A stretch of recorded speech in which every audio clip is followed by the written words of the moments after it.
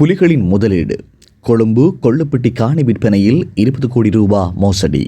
London Tamil முதலீட்டாளர்களின் நிறுவனமான access direct UK limited நிறுவனம் முதலீடு செய்த கொழும்பு கொள்ளுப்பட்டியைச் சேர்ந்த காணியை விற்றதிலேயே இம்மோசடி இடம்பெற்றதாக தேசம் நெட்டுக்கு தெரிய வருகிறது. தமிழீழ விடுதலை புலிகளின் லண்டன் நிதி பொறுப்பில் இருந்த ஹரோவைச் சேர்ந்த ஸ்கந்தா என்று அறியப்பட்ட சுப்பிரமணியம் ஸ்கந்த தேவா இந்நிறுவனத்தில் முதலீட்டாளர்களில் ஒருவராக இருந்தவர் என்பது குறிப்பிடத்தக்கது. ஆக்சஸ் டைரக்ட் UK லிமிடெட் நிறுவனம் ரியல் எஸ்டேட்டில் முதலீட்டு வந்தமை குறிப்பிடத்தக்கது. இந்நிறுவனம் கொழும்பில் ஆக்சஸ் டைரக்ட் கொழும்பு லிமிடெட் என்றொரு முதலீட்டு நிறுவனத்தை உருவாக்கி அதனூடாக கொள்ளுப்பட்டியில் இருந்த காணியில் முதலீட்டிருந்தனர். இது பற்றி தேசம் நெட்டுக்கு தெரிய வருவதாவது: access direct UK limited 1.3 million பவுண்ட்களை முதலிட்டு அதனை ஆக்சஸ் டைரக்ட் கொழும்பு லிமிடெட் ஊடாக கொள்ளுப்பட்டியில் உள்ள காணியை வாங்கியுள்ளனர்.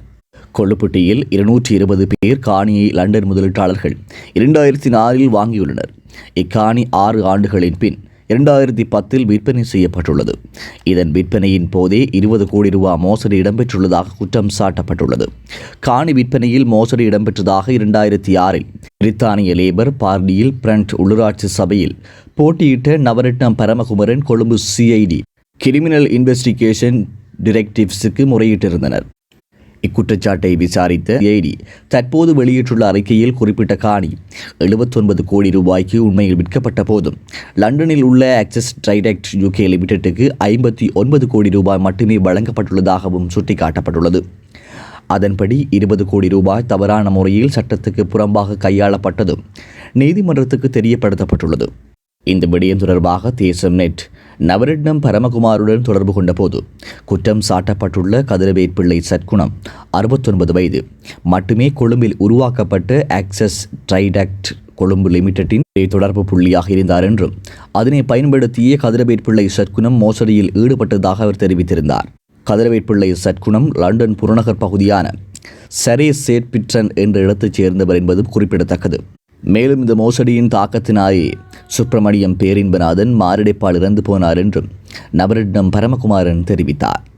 லண்டன் முதலீட்டாளர்களின் நிறுவனமான ஆக்சஸ் டைரக்ட் UK லிமிடெட்டின் பங்குதாரர்களாக இருந்தவர்களில் சிலர் கதிரவேற்பிள்ளை சற்குணம், 69 வயது சேட்பிட்ரன் சரே, டாக்டர் சச்சிதானந்தம் விவேகானந்தன், வயது 73 சட்டன் சரே, சுப்பிரமணியம் ஸ்கந்ததேவா, ஹரே லண்டன், சுப்பிரமணியம் பேரின்பநாதன் மாரடைப்பால் காலமாகிவிட்டார்.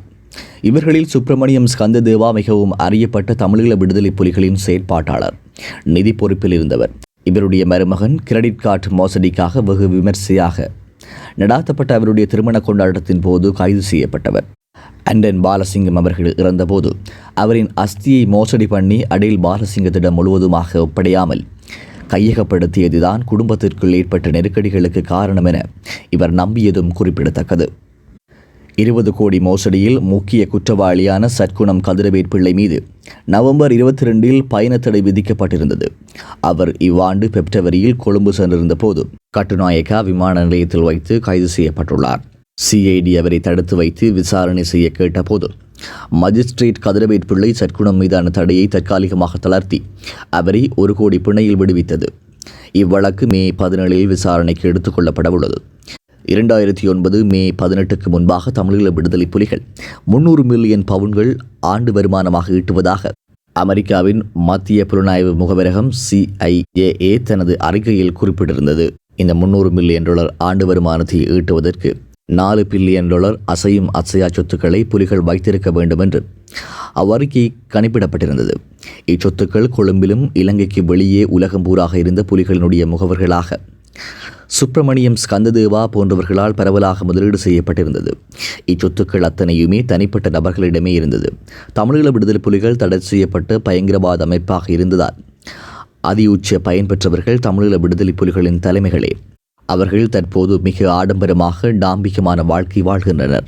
இவர்களுக்காக குண்டை கட்டிக்கொண்டு குதித்தவர்களும் யுத்தத்தில் அங்கவீனமானவர்களும் அவர்களது குடும்பங்களும் யுத்தம் முடிவடைந்து 14 ஆண்டுகளாகியும் இன்னும் கையேந்துகின்ற நிலைக்கு தள்ளப்பட்டுள்ளனர்.